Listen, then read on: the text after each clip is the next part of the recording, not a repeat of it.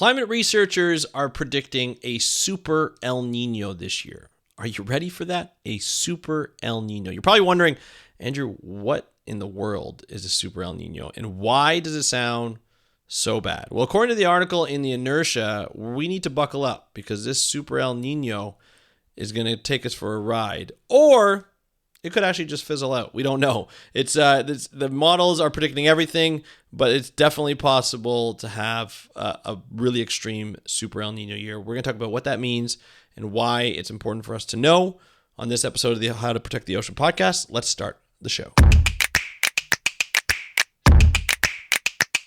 Hey everybody, welcome back to another exciting episode of the How to Protect the Ocean podcast. I'm your host, Andrew Lewin. This is the podcast where you find out what's happening with the ocean, what you can do to speak up for the ocean, and how you can live for a better ocean by taking action. In today's episode, we're going to find out what's happening in the ocean.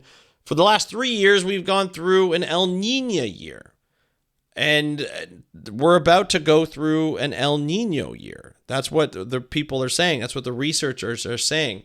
And you're probably wondering, hey, Andrew, what in the world does that mean? Well, El Nino is a time where, it's basically a climate event where you're looking at the Eastern Pacific is warmer than normal. In an El Nino year, you're looking at a cooler than normal in the Eastern Pacific, right? But warmer in the opposite. In the Western Pacific. So it basically, it's basically something that you kind of have to look out and it means different things for different places. When you go to climate.gov, that's NOAA's site, it says El Nino and La Nina are opposite phases of natural climate pattern across the tropical Pacific Ocean that swings back and forth every 3 to 7 years on average. Together, they are on the ENSO, pronounced ENSO. It's ENSO, not Enzo, ENSO. Which is a short for El Nino Southern Oscillation. The ENSO pattern in the tropical Pacific can be one of three states: El Nino, neutral, or La Nina. El Nino is the warm phase, and La Nina is the cool phase. They both lead to significant differences from the average ocean temperatures, winds, surface temperature, and rainfall across parts of the tropical Pacific. Neutral indicates that the conditions are near their long-term average. That's essentially what it means. So what happens during those times? So during an El Nino, the surface winds across the entire tropic Pacific are weaker than usual. Ocean temperatures in the central and eastern tropical Pacific Ocean are warmer than average, and rainfall is below average over Indonesia and above average over central and eastern Pacific. The rising air motion, which is linked to storms and rainfall, increases over the central and eastern Pacific, and surface pressure there tends to be lower than average. Meanwhile, the increase in sinking air motion over Indonesia leads to higher surface pressure and dryness. During a La Nina year, which we've had in the last 3 years, it's the opposite. The surface winds across the entire tropical Pacific are stronger than usual, and most of the tropical Pacific Ocean is cooler than average. Rainfall increases over Indonesia, where waters remain warm, and decreases over the central tropical Pacific, which is cool. Over Indonesia, there is more rising air motion and lower surface temperature or lower surface pressure. There is more sinking air there is more sinking air motion over the cooler waters of the central and eastern Pacific. So between the warm phase, which is El Nino, and the cool phase, scientists describe conditions as ENSO neutral. Neutral means that the temperatures, winds, convection air rising, and rainfall across the tropical Pacific are near the long-term averages. So that's essentially El Nino and La Nina. Now, according to the Inertia, the last 3 years scientists have said the last 3 years has been a La Nina year. Okay, and that's actually rare. It's a phenomenon called the triple dip. Okay, that means we've had 3 La Nina years. Now, El Nino events occur, like we said, occurs when the surface waters in the Eastern Pacific are warmer than normal. And when they do occur, they spur weather events that can be catastrophic, that can have catastrophic consequences. And as El Ninos got stronger with a little help from human-caused climate change, those weather events are getting harder and harder to deal with. So the last time there was an extreme El Nino was in 2015, 2016, when global average temperatures broke records.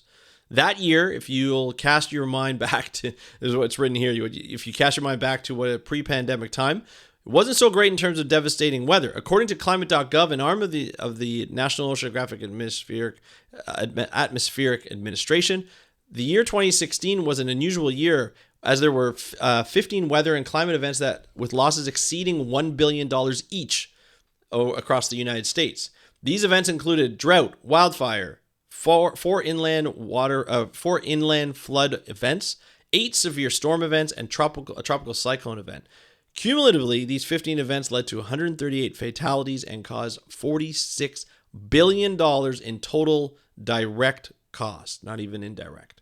The 2016 total was the second highest annual number of U.S. billion-dollar disasters behind the 16 events that occurred in 2011. Now, we're a little further off than 2016. It's been quite a long time. We're looking at about 7 years of time.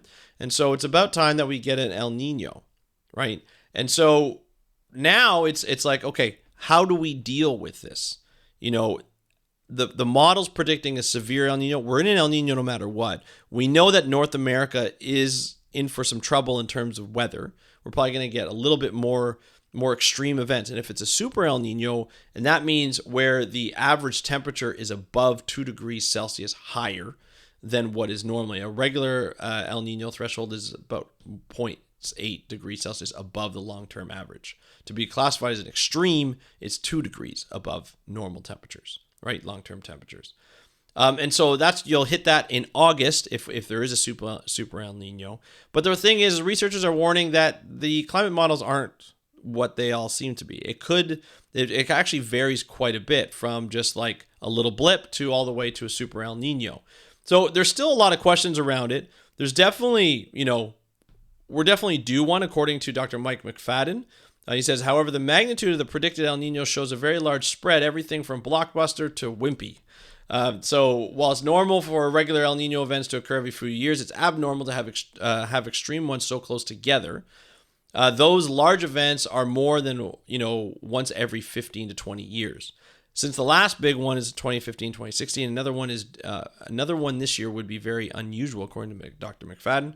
The really big ones reverberate all over the planet with extreme droughts, floods, heat waves, and storms. If it happens, we'll need to buckle up, but it could also fizzle out.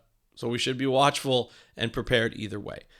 The thing is a lot of these events are causing a lot of damage, and it's causing a lot of costs, right? You're looking at, with the ones in 2016, you're looking at over $46 billion.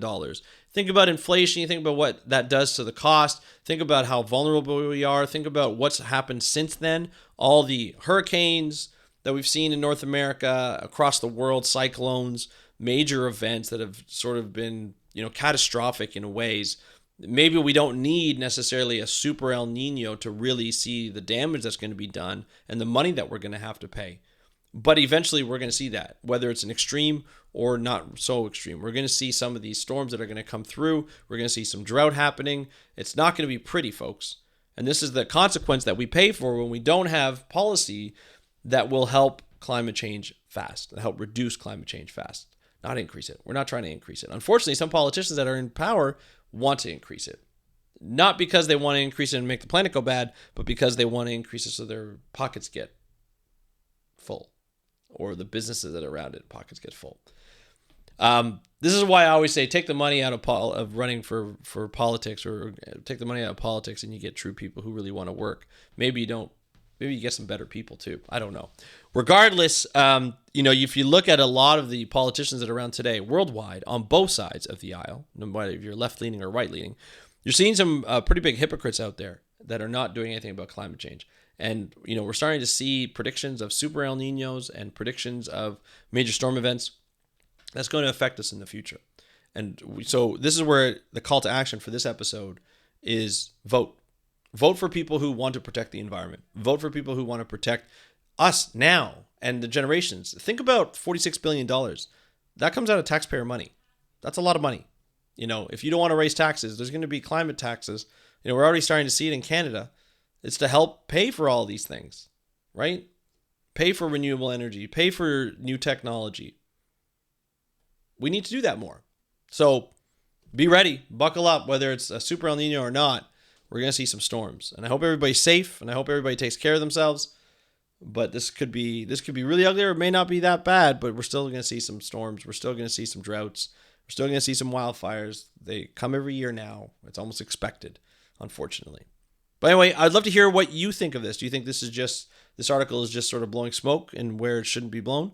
Or is this something, a cautionary tale where we need to be careful and we need to say, hey, if this is going to be a Super El Nino, we need to literally buckle up, and hopefully it doesn't do too much damage.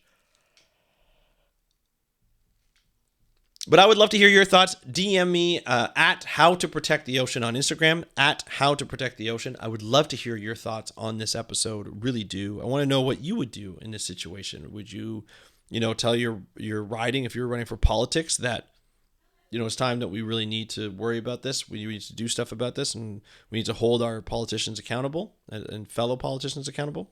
Or would you just be like, no, we're just going to continue on the way it was? Love to hear your thoughts at How to Protect the Ocean on Instagram, or you can email me, speakupforblue.com/contact. If you fill out the form, that goes right to my email when you click submit, and it gets me to hear from you. That's what this whole thing is about. This whole podcast is for me to start a conversation and for you to continue it with me or your friends, your colleagues, your family. It doesn't matter, as long as we continue this conversation, because the more we talk about it, the more we protect the ocean, because we fall in love with it. That's it for today's episode. Thank you so much for listening. I'm your host, Andrew Lewin. Have a great day. We'll talk to you next time, and happy conservation.